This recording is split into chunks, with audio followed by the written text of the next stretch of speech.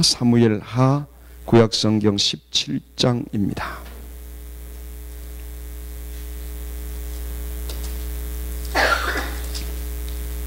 사무엘하 17장 27절 28절 29절 이렇게 세 절을 읽겠습니다. 사무엘하 17장 27, 28, 29입니다. 사무엘하 17장 27 제가 봉독합니다. 다윗이 마하나임에 이르렀을 때에 암몬 족속에게 속한 랍바 사람 나하스의 아들 소바와 로데발 사람 암미엘의 아들 마길과 로글림 길르앗 사람 바르실레가 침상과 대여와 질그릇과 밀과 보리와 밀가루와 볶은 곡식과 콩과 팥과 볶은 녹두와 꿀과 버터와 양과 치즈를 가져다가 다윗과 그와 함께한 백성에게 먹게 하였으니 이는 그들 생각에 백성이 들에서 시장하고 고온하고 목마르겠다 함이더라. 아멘.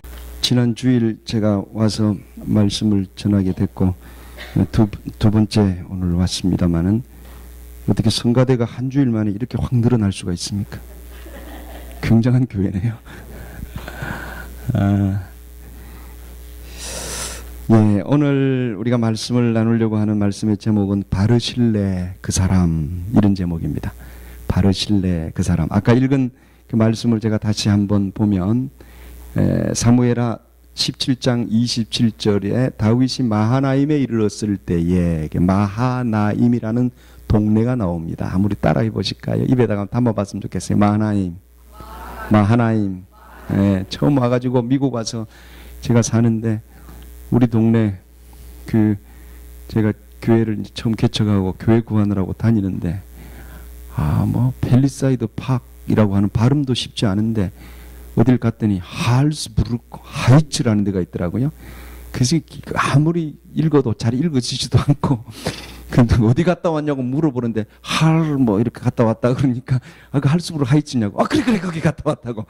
참 이게 말이 얼마나 어려운지요. 마하나임이라는 곳에 이르렀다. 다윗이 마하나임이라는 곳에 갔다. 마하나임을 먼저 기억을 했으면 좋겠어요. 암몬 족속에게 속한 랍바 사람 나하스의 아들, 아주 굉장히 기네요. 뭔 말인지 모르겠어요. 하여튼 사람 이야기를 하는 것 같아요. 소비, 로데발 사람, 로데발은 사람 이름은 아니고 땅 이름인 것 같죠. 그죠? 대구 사람, 부산 사람, 광주 사람 이렇게 하는 것처럼 로데발 사람 암미엘 아들 마길. 참, 이 성경을 읽다가 짜증이 나요. 왜 이렇게 사람 이름이 어려운지. 로글림 길르앗 사람 바르실레. 세 사람 정도가 나오는데 오늘 여기 바르실레라고 하는 사람 이야기를 좀 하려고 합니다. 그래서 바르실레 그 사람 다 잊어버리셔도 돼요. 바르실레를 기억하셨으면 좋겠는데 이 바르실레라는 사람이 성경에 여기 말고 이 사람 이름이 여기 말고 사무엘상 19장에 가면 딱 한 번 나오고요. 열왕기상 2장에 가면 나오는데 안 찾으셔도 됩니다. 왜냐하면 절수를 제가 안 하는 것은요. 절수를 얘기하면 이렇게 우리 또 오래된 습관은 찾잖아요. 찾다가 보면은 금방 기억했는데 찾다가 몇 절을 했지 잊어버려요. 그럼 잘 안 찾아지니까 옆 사람한테 물어봐요. 몇 절이라 그랬냐? 그러면 옆 사람이 나도 몰라. 그러다 보면 사람들이 이렇게 웃거든요. 왜 웃냐? 그래가지고 이 설교의 흐름과 예배의 흐름이 나중에 뒤죽박죽이 되는 경우들이 있어요. 예, 목사들이 설교할 때는 성경 찾아본 거 아닌 거니까 그냥 안 찾아도 있겠거니 그럼 그 안에 있어요. 있겠거니 하고 들으시면 은혜가 될 줄로 믿습니다. 아멘. 우리 교회보다 아멘을 더 잘하셔가지고 연세도 우리 교회보다 조금 높으신 분들이 많은데 어떻게 그렇게 아멘을 잘하시는지 이 능력교회가 정말 능력교회네요. 능력. 유욕 와서 살고 싶어졌어. 이 바르실레라는 사람이 성경에 이름이 3번 나와요. 3번. 3번 나오는데, 근데 이 사람에 대한 걸 찾아보니까 뭐 많은 이야기가 없어요. 성경에 얼마나 많은 사람들이 나옵니까? 우리는 알지만 아브라함, 이삭, 야곱, 요셉 뭐 이런 사람들, 베드로, 뭐 바울, 뭐 그런 사람들은 너무나 많이 이야기 듣고 하니까 유명인인데, 성경에 그냥 한 번 쭉 나오고 지나가는 사람들은 모르는 사람이 너무나 많잖아요. 근데 이 사람이 참 귀한 사람이다 하는 이야기를 오늘 좀 나누려고 하는 겁니다. 직업이 뭔지는 모르겠는데 성경의 기록에 보니까 이분 나이가 80이에요. 80인데 참 부자였다 이렇게 기록이 돼 있어요. 예, 부자였다. 지금 이 기록될 때의 사회가 21세기가 아니거든요. 고대 사회입니다. 고대 사회 그러면은 고대 사회가 알지요. 그 어떻게 살았던가 우리가 살지는 않았지만 배워서 알잖아요. 뭐 자유롭지 않잖아요. 근데 그 고대 사회의 부자라는 말은 사람도 많이 가지고 있고 짐승도 많이 가지고 있고 땅도 많이 가지고 있는 총체적으로 큰 부자였던 것 같아요. 네, 사도의 다윗과 관련이 돼 있어요. 다윗이 우리가 알지만은 다윗이 생애 가운데 2번 위기를 당합니다. 한 번은 언제 위기를 당했냐면은 사울로부터 미움을 받아서 죽음의 고비를 몇 번 넘기죠. 그래서 도망 다닙니다. 사울 왕에게 골리앗을 죽여서 백성들이 다윗을 칭송하지요. 다윗은 만만히요, 사울은 천천히라고 노래를 불렀어요. 성경에 보니까 민요를 지어서 불렀는데 이런 말이에요. 다윗은 만만, 우리 한국식으로 하자면은 사울은 천천. 기분이 어때요? 사울이 기분이 별로 안 좋고 그럼 생겼잖아요. 그냥 만만하고 올라가는데 다윗은 만만. 한번 해볼까요? 제가 다윗은 만만 그러시면 어떡해요? 만만 좀 멋있게. 다윗은 다윗은 만만, 사울은 천천, 뭐 이렇게 한 것 같아요. 제가 만들었어요. 이 성경의 원문에 보니까 그렇게 노래가 됐다. 노래가 백성들에게 노래가 됐다. 사울이 들으니까 사울이 짜증나. 자기가 왕인데 자기는 천이고 다윗은 만이래. 그래서 다윗을 미워하잖아요. 그 죽이라고 그러잖아요. 2번이나 살해를 시도하거든요. 밥 좌석에 식사 자리에 불러가지고. 근데 그 다윗은 사울의 사위잖아요. 그죠? 네. 그런데도 미워했어요. 이 권력이라는 게 이렇게 무서운가 봐요. 그래서 도망 다녀요. 다윗이. 그렇게 한 번 죽음의 고비를 일생 가운데 경험을 합니다. 2번째는 언제 다윗이 죽음의 고비를 경험하느냐면 왕이 되고 난 다음에 사울이 죽고 왕이 됐지요. 그런데 압살롬이 반역을 해가지고 다윗을 쫓아내는 거예요. 압살롬이 누구예요? 아들이요. 이게 아들. 따라합시다. 아들을 다 믿지 말자. 아들 없어요? 아들 없어요. 아이고 다행이에요.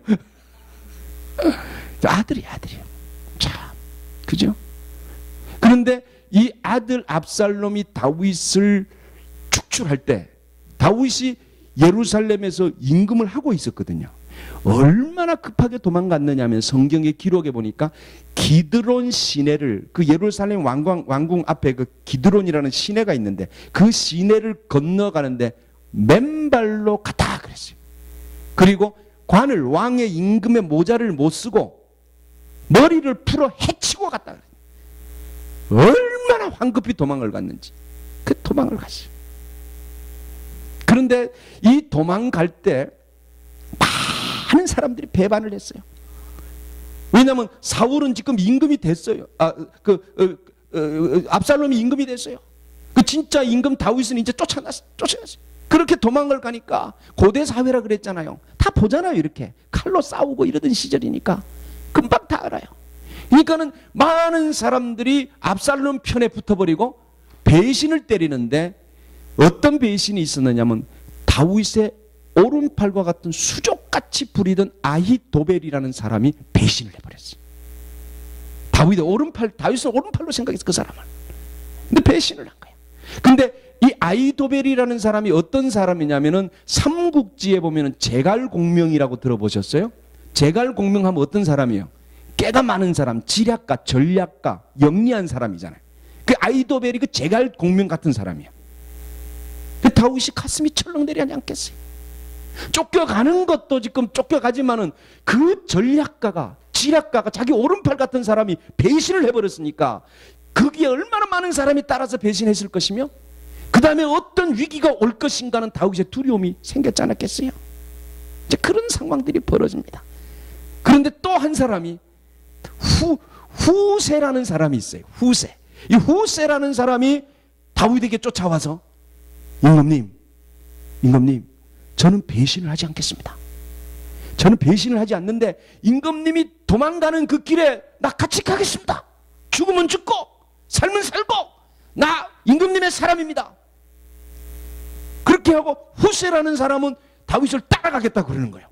그러니까 다윗이 이번에는 이 후세에게 뭐라고 이야기하는 거 하니까 너는 오지 마라. 넌 배신을 해라.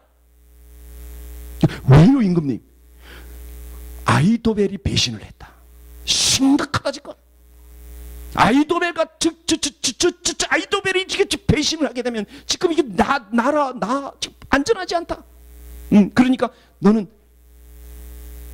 거짓말로 내가 아니까 배신을 해라. 그리고 압살롬 편에 들어가라. 그리고 아히도벨의 전략을 하지 못하도록 방해를 해야 한다. 하고는 후세는 따라가겠다고 하니까 오지 말라고 그런 거예요. 그런데 임금은 다윗은 이제 요단강을 건너서 도망가야 되는데 요단강을 건너가야 되는데 요단강을 못 건너가는 지금. 근데 어두워진 밤이 됐어요.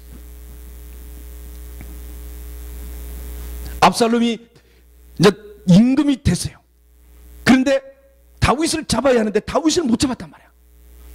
그 압살롬이 군사 회의를 모이는 거예요. 전략 회의를 다 모여가지고 어떻게 하면 다윗을 잡겠느냐 지금. 그러니까는 이 아히도벨이 임금님 지금 밤을 새서라도 다윗을 잡아야 합니다. 만약에 다윗을 잡지 못하면 당신의 자리는 안전하지 않습니다. 그러니까 모든 걸 지금 다 그만두고라도 군사를 풀어서 다윗을 밤새라도 잡아야지 당신이 안전합니다. 하고 아히도벨이 압살롬에게 빡청을 하는 거예요. 그런데 압살롬이 이야기를 듣더니만은 다른 장수들은 할 말이 없어. 그리고 후세에게 후세 당신은 뭐 할 말이 없어 한번 해보시오. 그러니까 예 송구합니다마는 임금님 몇 말씀 아뢰겠습니다. 그리고는 하는 얘기가 아히도벨의 이야기가 참 좋습니다. 그런데 제 생각은 좀 다릅니다. 왜냐하면 다윗이라는 사람 아시지 않습니까? 다윗은 전략가입니다. 그 사람은 전술가입니다. 전쟁에 능한 사람입니다. 그런데 벌써 그 사람 몸을 피했을 겁니다. 이 깜깜한 밤에 어디 가서 찾겠습니까? 생각해 보십시오. 그 사람은 군사와 같이 있지 않습니다. 무리 지어서 가면 우리한테 들통이 날 텐데 무리 속에 있지 않고 분명히 혼자서 빠져서 어딘가 다른 곳에 숨어 있을 텐데 밤에 어떻게 그를 찾을 수 있겠습니까? 그 사람은 전략가이기 때문에 그런 작전을 쓰는 사람이 아닙니다. 그리고 만약에 그 사람을 잡으려고 군사들을 풀게 되면 우리 군사들이 낮에 얼마나 큰 전쟁을 치렀습니까? 먹지도 못했지요. 피곤하지요. 그런데 또 밤을 새서 지금 잡으러 가라고요. 그러다가 잡지 못하면 기진맥진하고 우리 군사들이 지쳐서 다윗의 군사들에게 당합니다. 그러니까 이 전략은 별로 좋지가 못한 전략 같아요. 그래서 군사들을 쉬게 하고 차라리 낮이 밝을 때 해가 뜰 때 전체 군사를 풀어서 잡으면 됩니다. 생각해 보세요. 이 밤에 다윗이 요단강을 건너갔을 것 같습니까? 못 건너갔습니다. 그러니까 해가 동트기 전에 동틀 때 우리가 작전을 펴고 그래서 그렇게 하는 것이 좋지. 만약에 우리가 지금 다윗을 찾으러 가면 우리가 위치만 노출되고 우리 전략만 노출되고 그래서 다윗은 더 빨리 도망가게 될 것이라고 생각이 됩니다. 임금님. 그러니까 다윗이 아히도벨의 이야기를 듣고 후세의 이야기를 가만히 듣더니 후세 장군 당신 이야기가 맞는 것 같소 하고는 그러면 밤에 시도로 갑시다. 그래서 잘 정비해서 내일 아침에 다윗을 잡으러 갑시다. 우리 작전을 성공합시다 하고는 해산을 해버린 거예요. 그 사이에 후세가 사람을 보내서 다윗에게 빨리 도망가라고.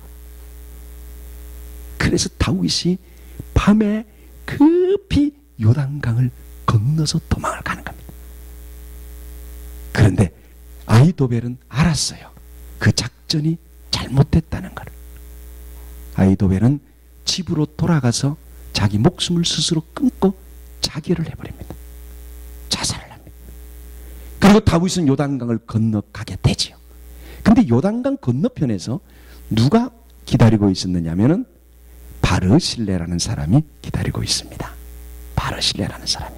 근데 이 바르실레라는 사람이 기다리고 있으면서 다윗을 맞이하고 환대하고 그에게 먹을 걸 주고 오늘 본문에 보니까 그렇게 하는 장면을 우리가 읽은 거예요. 다시 한번 봅시다. 이제 배경을 조금 설명했으니까 28절입니다. 같이 읽을까요? 시작. 침상과 대야와 질그릇과 밀과 보리와 밀가루와 볶은 곡식과 콩과 팥과 볶은 녹도 숨 좀 쉬고. 되게 많이 나온다, 그죠? 29절 시작. 꿀과 버터와 양과 치즈를 가져다가 다윗과 그와 함께 백성에게 먹게 하였으니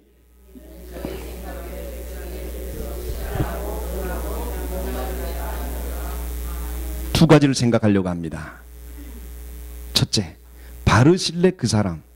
바르실레 그 사람은 어떤 사람인가? 하나님의 마음을 가진 사람이었다.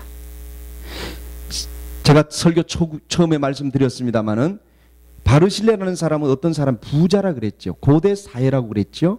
나이 80이라 그랬죠. 우리 교회에 80 되신 권사님이 계신데 우리 교인 이 숫자 뭐 얼마 안 되는 작은 숫자지만은 이 권사님한테 제가 얼마나 의지가 되는지 몰라요. 얼마나 의지가 되는지 몰라요. 조금 이렇게 뭐라 그럴까요? 목사도 사람인지라 어떤 데 답답한 거 있고 뭐 얘기하고 싶은 게 있잖아요.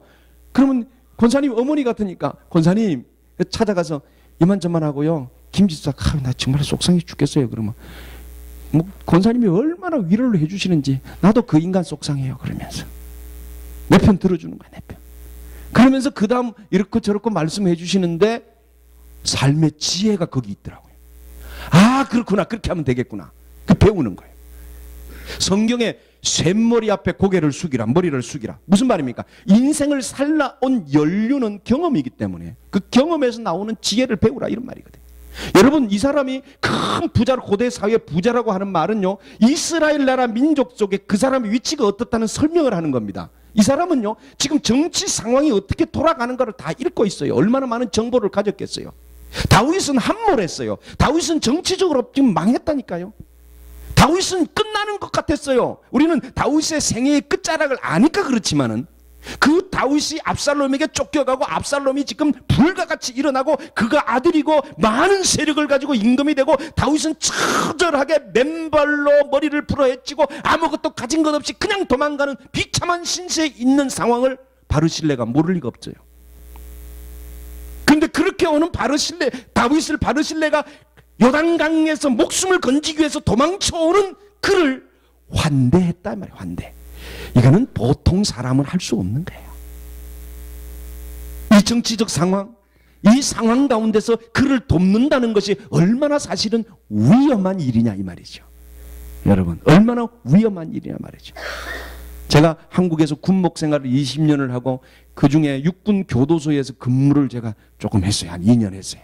근데 육군 교도소 근무를 해보니까요, 하여튼 막 그냥 죄 지은 사람들이 많이 오잖아요. 근데 예전에 보면 정치범들이, 군사 정부 때는 정치범들이 다 육군 교도소에 왔대요. 근데 그 육군 교도소에 근무하던 분들이 그 정치범들을 지키고 하는 사람 많이 근무하고 있더라고요. 그러니까 유명한 정치인들을 많이 알더라고요. 많이 봤대요. 근데 그분들 얘기를 들어보니까 참 냉정한 거예요. 아무리 유명해도 교도소 들어오면 사람 면회를 안 온대. 같은 취급을 받을까 봐서 안 온다는 거예요. 그 다윗의 신세가 어떤 신세예요? 그런데 바르실레가 환대합니다. 음식을 얼마나 가지고 왔느냐? 밀, 보리, 밀가루, 볶은 곡식, 콩팥, 녹두, 꿀, 버터, 양치즈, 심지어 침상과 대야까지 가지고 왔다 그랬어요. 네? 여러분, 침상과 대야를 가지고 왔다는 그 쓸 물을 가지고 왔다는 얘기거든요. 여기는 얼마나 많은 인원이 동원됐겠어요. 얼마나 많은 수고가 되었겠어요. 사람을 붙여서 음식을 만들었을 거예요. 형식적인 구제가 아니라 그저 한 번쯤 안면 때문에, 모르죠. 다윗을 이미 왕이고 그가 부자였으니까 언제는 만났을지 모르죠. 그래서 체면 때문에 한 것이 아니란 말이에요. 정말 본질적으로 도왔다 이 말이죠. 본질적으로. 29절에 보면 바르실레가 이러한 사람들을 향해서 저희 생각에 백성들이 시들에서 시장하고 고나고 목마르겠다 함이더라. 바르실레가 이 사람들을 향해서 이미 고나고 목마르고 지치고 내가 그들을 도와야 되겠구나, 이미 예상을 하고 있었다. 예상을, 이 계획하고 준비한 걸 볼 수가 있습니다. 제가 그 군목 생활하면서 아주 신기한 한 분을 만났어요.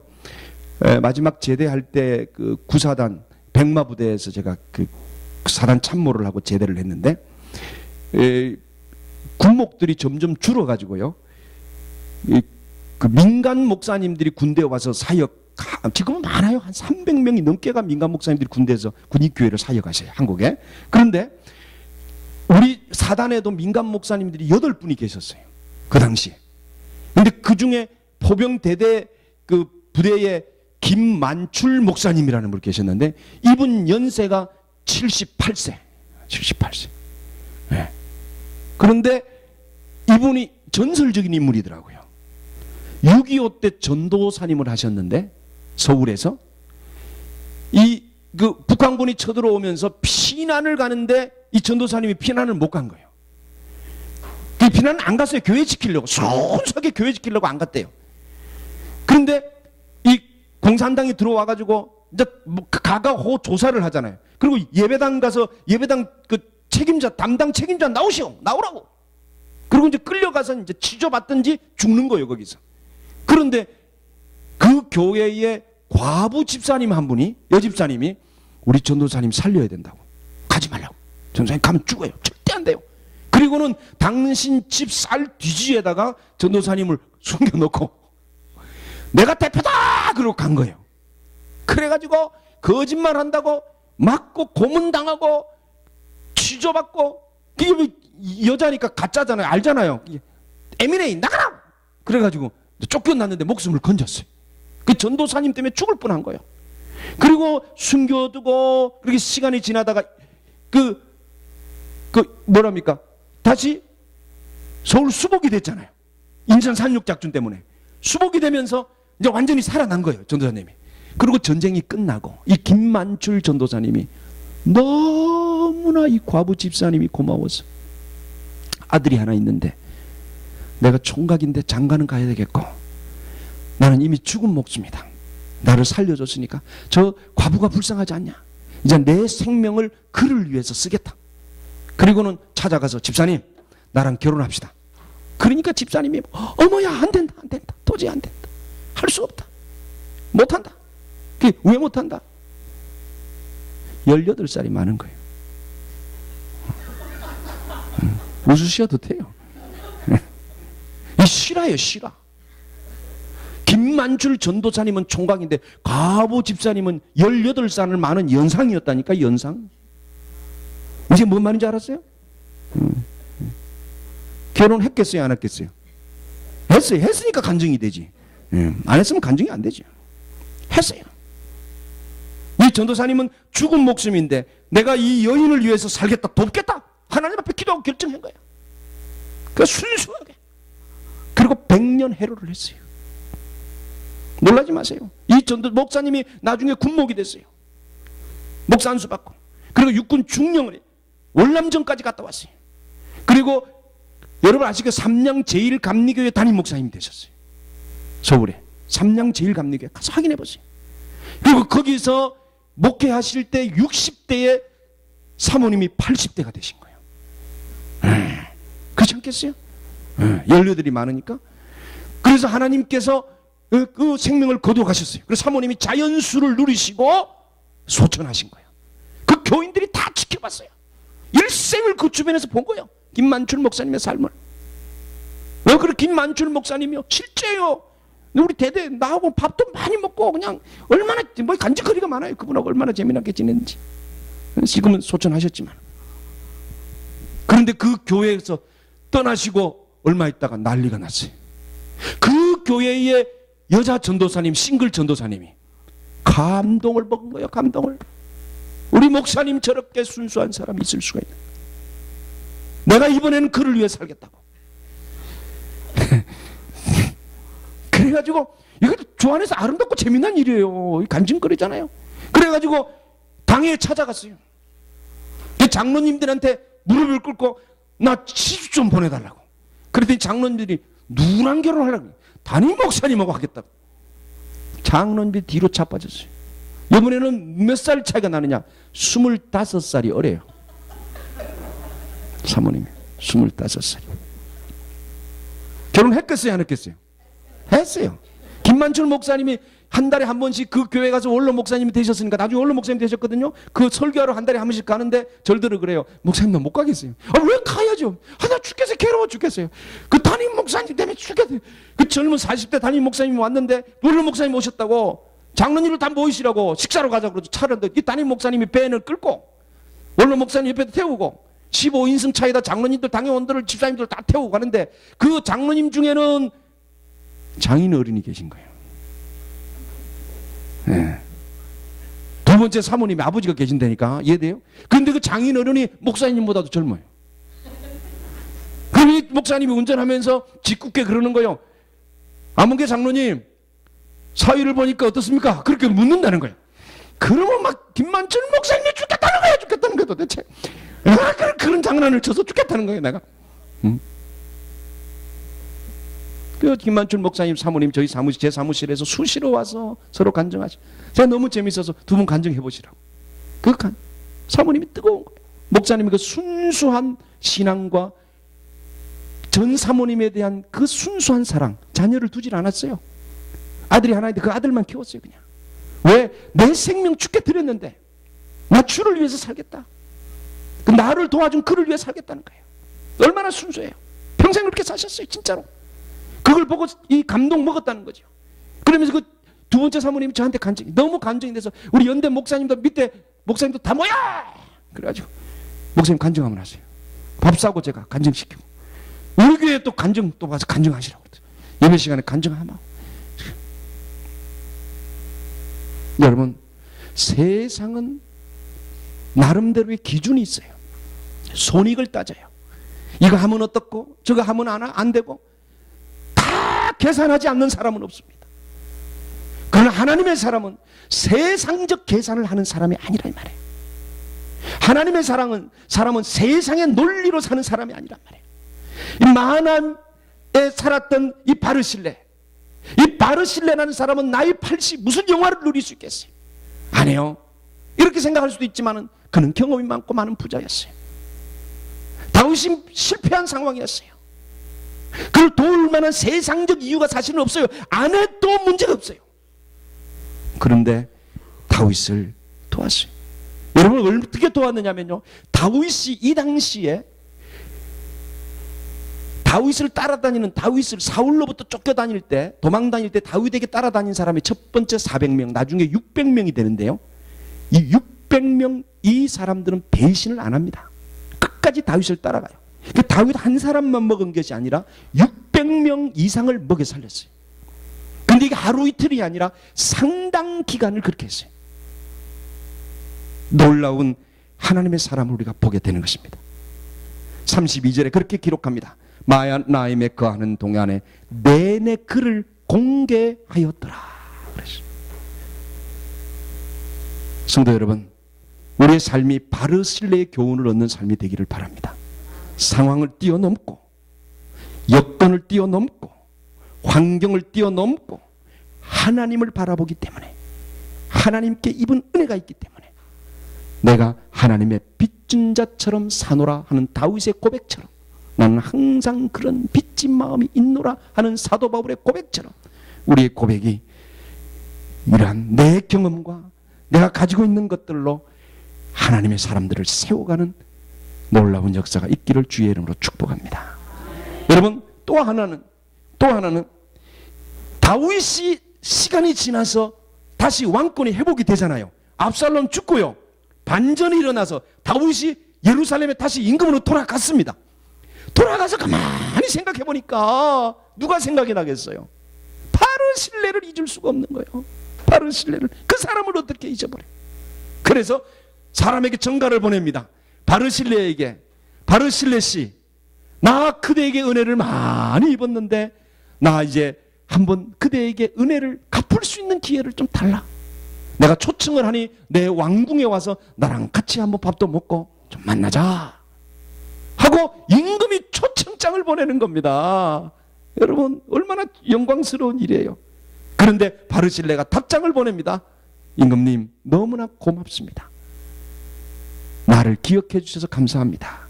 그런데 내가 나이가 이제 80이 넘었으니 좋은 것, 싫은 것 뭐가 있겠습니까? 내가 나에게는 별로 그렇게 중요한 일이 아닌데 이렇게 생각해 주는 것만 해도 고마우니 나 거절하겠습니다. 그냥 나 이 고향 땅을 지키고 그냥 살겠습니다, 임금님. 그랬더니 다윗이 아니요 그렇게 해서는 안 돼요. 나 정말 당신에게 한번 은혜를 갖고 싶으니 좀 내가 한번 당신을 만나기를 원합니다. 오시오, 좀 오시오. 같이 한번 밥이라도 먹읍시다. 그러니까 바르실레가 다윗에게 임금님 정이 그러시면 나에게 아들이 하나 있는데 김합이라고 있습니다. 그 아들을 좀 임금님 받아주시면 어떻겠습니까? 그 아들에게 좀 은혜를 베풀어 주셔서. 그러니까 다윗이 그렇게 하리이다. 보내시오. 그래서 이 김함이라는 사람이 왕궁으로 불려가는 겁니다. 여기까지가 바르실레 이야기가 끝이에요. 어떻게 됐는지가 없어요. 궁금해요. 너무 궁금해요. 저희 궁금하더라고.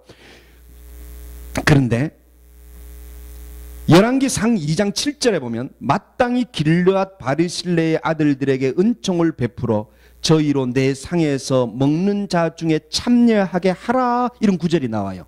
다시 제가 읽을게요. 잘 들어보세요. 마땅히 길르앗 바르실레의 아들들에게 은총을 베풀어 저희로 내 상에서 먹는 자 중에 참여하게 하라. 무슨 말이냐면 다윗이 죽으면서 유언하는 대목 중에 한마디입니다. 바르실레의 아들들에게 내 상에서, 임금의 상에서 밥을 먹도록 하라 하고 솔로몬에게 유언을 해요. 그래 바르실레 이름이 이렇게 나오는 거예요. 근데 뭐 앞뒤도 없고 뭐 내용도 없으니까 이 역사를 모르면 이게 무슨 말인지 이것만 읽어가지고 이해가 안 돼요. 근데 우리 앞에 이야기를 지금 들었죠. 이 무슨 말이냐면은 솔로몬에게 바르실레 아들들에게 왕궁에서 베풀 수 있는 은혜를 베풀어라, 이런 말이거든요. 아마도 그렇게 했을 것 같아요. 그렇게 했을 것 같아요. 전설 이야기 하나 합시다. 이스라엘에 내려오는 전설이 하나 있어요. 어떤 전설이 있느냐면 이 김함이라는 사람이 베들레헴의 땅을 분배받았대요. 그러니까 이 솔로몬이 땅을 준 것 같아요.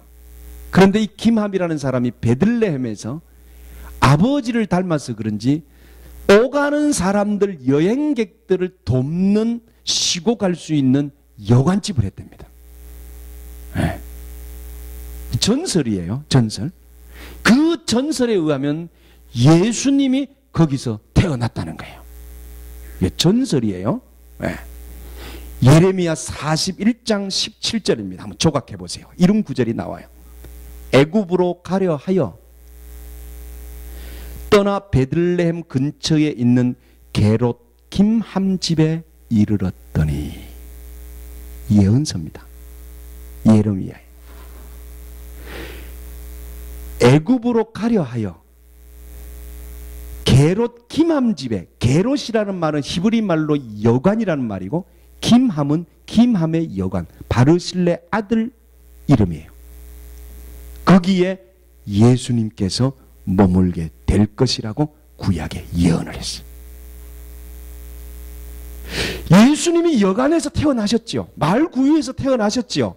그런데 그 집이 김함집이라는 성경의 기록은 없으니까 신약에서 그렇다고 꼭 말할 수는 없는데, 예레미야서에 예언된 것과 이스라엘 사회, 유대 사회의 전설처럼 전해지는 이 바르실레 후손들에 대한 이야기를 조합을 해보니까 느낌이 오잖아요. 그렇게 다윗을 선대했던 바르실레의 후손 가운데 메시아를 선대할 수 있는 기회가 주어졌다, 이 말이에요. 놀랍지 않습니까? 놀랍지 않습니까? 여러분, 하나님의 은혜는 이런 것입니다. 아마도 저는 이 전설이 사실일 것이라고 믿습니다. 베들레헴에 여관이 있었는데 기맘이라는 여관이 있었고 바르실레의 선함이 그 후손들에게 하나님의 은총으로 열매 맺어진 것입니다. 말씀을 맺겠습니다. 여러분, 제가 미국을 와서 산 지가 9년이 됐네요. 한 5년쯤 지나는데 전화번호를 처음에는 내가 내 이름으로 할 수가 없어서 누군가에게 의지를 하고 빌려야 되잖아요. 도움을 받고 전화를 써야 되잖아요. 안 그랬나요? 저는 그랬어요. 뭐 살 수 있는 제대로 뭐가 하나도 없으니까. 그래가지고 제가 도움을 받았는데, 그러다 보니 그분이 전화비 100불 내라면 100불 내고 80불 내라면 80불 내라고 뭐 어떻게 할 수도 없고, 그런데 제일 어려운 것이, 뭐 그거는 그렇다 치고 고마우니까 해야죠. 근데 괜찮치고 이게 전화번호가 너무 어려워요. 그런데 바꾸고 싶은데 못 바꾸고 있는 거야. 미안해가지고. 그 누가 전화번호 물으려면은 이게 영어도 안 되는데 숫자 될라 그러니까 이게 또 다 복잡해가지고 좀 쉬운 거 좀 바꾸고 싶은데, 그러다가 이제 몇 년을 살다가 한 5년쯤 돼서 계속 또 내가 사는데 문제가 없어졌는데도 이게 사람들하고 알려져가지고 못 바꾸겠더라고 또. 네. 그래가지고 한 5년쯤 돼서 어느 날 제가 전화를 바꿨어요. 전화기를 바꿀 기회가 생겼어요. 그래, 이번에 바꿀 때 전화번호를 한번 바꾸자. 그래서 싹 바꿨어요. 바꿨더니 사람들 중에 이런 말을 해요. 한 5년쯤 지나면 갈아엎을 때도 됐다 그러더라고요. 이야, 그 말을 듣는데 재밌기도 하고 썰렁하기도 하고 많은 생각을 하게 했어요. 사는 동안에 고마운 은혜를 입은 사람들이 있잖아요. 어떤 때는 나를 피곤하게 하고 힘든 사람도 있었잖아요. 그런데 내가 피곤하게 한 사람한테 꼭 원수를 갚아야 되나요? 그게 하나님의 주시는 마음일까요? 하는 질문을 하게 되더라고요. 여러분, 감히 이렇게 말씀을 드립니다. 안성국 목사님이 제가 지난주 설교를 부탁을 하고 여러분들이 뭐라 그랬는지 또 오라 그래가지고 내가 왔는데 빨리 일어나야지 말이야. 그래서 제가 사실은 우리 그 부목사님 중에 한 분 보내려고 하는데 그 안성국 목사님에 대한 예우가 아니고 내가 이게 아닌 것 같아서 그냥 그래 내가 가마. 그리고 오늘 왔는데 또 이제 두 번째 설교를 하려고 그러니까 뭔 설교를 해야 될지 굉장히 고민이 되잖아요. 그래서 다 고민하다가 이 바르실레 그 사람, 여러분 이거 너무 은혜스러웠어. 제가 여러분을 사랑하는 안 목사님을 여러분들이 도와주시기 바랍니다. 여러분들이 바르실레가 되시기를 부탁드립니다. 제가요, 제 친구지만은요 몰랐어요. 몰랐다고요. 미국 살고 저는 한국 살았기 때문에. 어느 날 한국에 있는데 전화가 왔어요. 나 세브란스에 누워있어. 그래서 우리 둘이는 워낙 농담을 주고받으니까 왜 거기 누워있어? 그리고 쫓아갔더니 다른 신장 하나 달았어. 신장 수술하고 누워있다. 조마조마했어요. 그런데 하나님께서 정말 사랑하셔서 11년 이상 저렇게 건강하게 지내왔는데 와서 보니까 브롱스에서 개척을 하고 정말 다른 목사님들 다 고생하지만 특별히 애를 쓰고 고생했다는 걸 제가 미국 살면서 알게 됐어요. 그리고 늘 하는 말이 나는 뉴욕이 좋아. 난 미국 안 떠나. 내가 교인들 두고 어떻게 떠나. 저를 만나면 그 속 깊은 얘기를 해요. 여러분을 얼마나 사랑하는지 몰라요. 목사님. 여러분, 여러분들이 이번에는 바르실레가 되셔서 목사님에서 기도하고 한번 힘이 되어주시기를 주의 이름으로 부탁드립니다. 우리 같이 한번 눈을 감고요 기도했으면 좋겠어요. 나 목사님을 위해서 한번 소리 내어서 기도합시다. 하나님, 내가 세상적인 힘은 그에게 되어지지 못하지만은 기도만큼은 우리 안 목사님, 담임 목사님을 위해서 하겠습니다. 하나님, 바르실레가 다윗을 도왔던 것처럼, 다윗의 위기를 도왔던 것처럼 내가 이 교회를 돕고 교회를 세우는 일에 헌신자 되겠습니다. 하나님, 목사님의 위기가 나에게는 신앙으로 한 단계 올라가는 좋은 기회가 되는 줄로 믿습니다. 하나님, 도와주옵소서. 하나님, 우리 안 목사님 붙잡아 주옵소서. 우리 한번 주여 외치고 기도합시다. 주여 만군의 하나님을 기대합니다. 하나님 도와주옵소서. 바로 신뢰가 되겠나이다. 내가 하나님 우리 목사님을 위하여 기도하며 간구하며 안 목사님을 위하여 하나님 앞에 부르짖사오니 하나님 사랑하는 종을 긍휼히 여기시고 이렇게 세워주옵소서. 치료의 영선을 비치시고 주의 능력을 행하여 주옵소서. 하나님 피 묻은 손으로 안수하시고 안찰하시며 하나님의 놀라운 기적과 하나님의 만지심이 우리 가운데 나타나게 될 줄로 믿습니다. 하나님 바로 신뢰가 되겠나이다. 하나님의 교회를 하나님 이렇게 세우는 일에 헌신하며 나아가겠나이다. 하나님 앞에 무릎 꿇습니다. 고개 숙입니다. 조아립니다. 주님 도와주옵소서. 주님 소리내어 주여 한번 더 같이 외칩니다. 주여